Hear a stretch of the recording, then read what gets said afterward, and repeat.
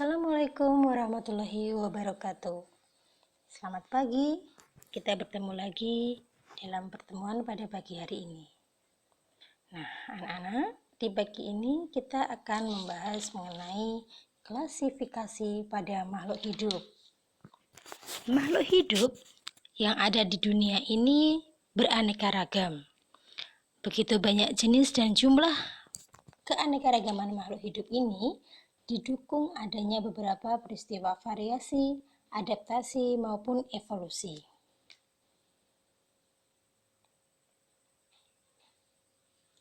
Ketika kita mempelajari mengenai klasifikasi makhluk hidup, maka kita akan mempelajari mengenai ciri-ciri pada makhluk hidup, di mana nanti kita akan mampu memahami keanekaragaman makhluk hidup, mengidentifikasi ciri-ciri pada makhluk hidup, serta dapat mendeskripsikan ciri-ciri makhluk hidup tersebut. Sebagaimana telah kita ketahui bahwa makhluk hidup memiliki beberapa ciri-ciri. Nah, coba perhatikan. Ciri yang pertama adalah bernafas.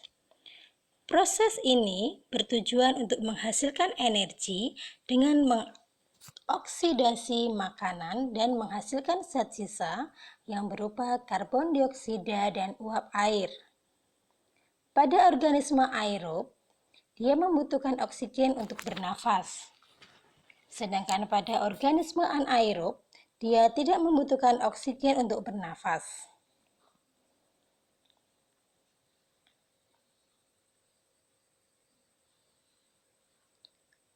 Ciri makhluk hidup yang kedua, membutuhkan makanan dan air. Nah, di sini ada dua jenis cara organisme di dalam membutuhkan makanan. Ada organisme autotrof, di mana dia dapat menyediakan makanan sendiri, misalkan pada tumbuhan hijau.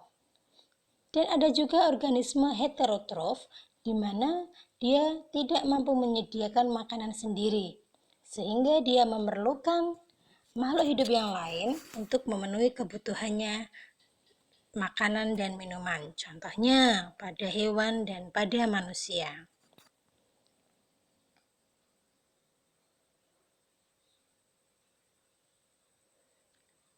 Ciri makhluk hidup yang ketiga, bergerak. Hewan bergerak aktif dengan alat gerak, sedangkan tumbuhan bergerak pasif. Misalkan, pada tumbuhan, gerak ujung batang dan gerak mekarnya bunga dipengaruhi oleh faktor-faktor lingkungan. Kita lanjutkan pada ciri makhluk hidup selanjutnya. Ciri makhluk hidup yang keempat adalah tumbuh dan berkembang, di mana pertumbuhan merupakan perubahan dari kecil menjadi besar. Terjadi karena bertambahnya jumlah dan ukuran sel yang irreversibel. Sedangkan berkembang atau perkembangan merupakan perubahan menuju arah kedewasaan.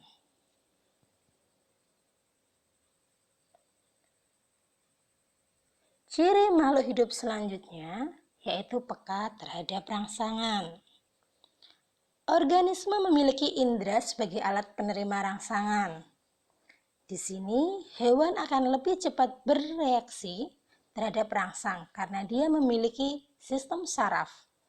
Sementara, pada tumbuhan, rangsang dialirkan dari sel ke sel sehingga reaksinya akan lebih lambat.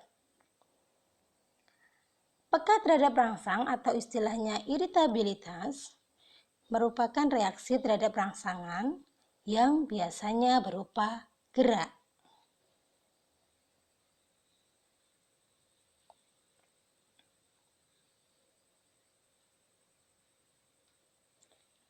Ciri makhluk hidup selanjutnya yaitu dengan mengeluarkan zat sisa atau sering dikenal dengan istilah ekskresi.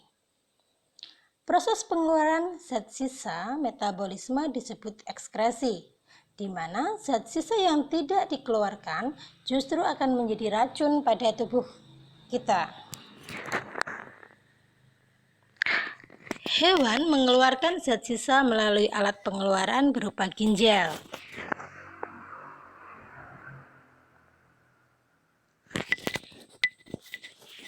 Yang dikeluarkan namanya urin.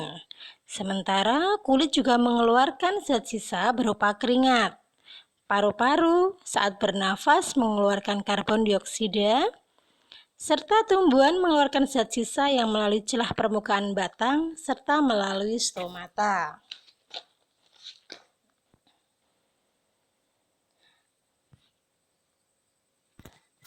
Kemudian, ciri selanjutnya adalah berkembang biak. Berkembang biak atau reproduksi adalah kemampuan organisme untuk menghasilkan keturunan. Hal ini bertujuan untuk melestarikan jenisnya, sehingga makhluk hidup tersebut tidak akan punah.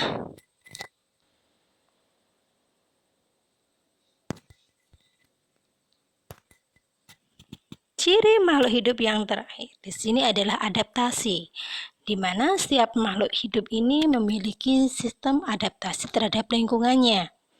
Hal ini bertujuan untuk dia tetap bertahan hidup biar tidak punah atau tidak cepat mati.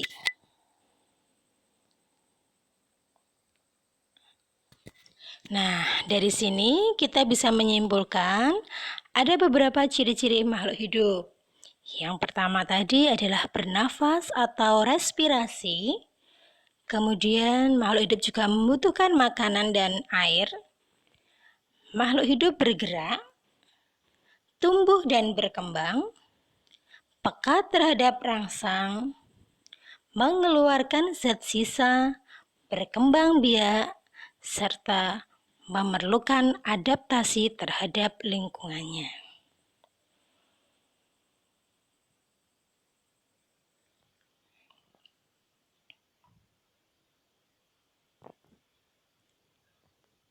Nah, demikian tadi ciri-ciri makhluk hidup yang dapat kita amati dan dapat kita pelajari dalam kehidupan sehari-hari. Semoga bermanfaat.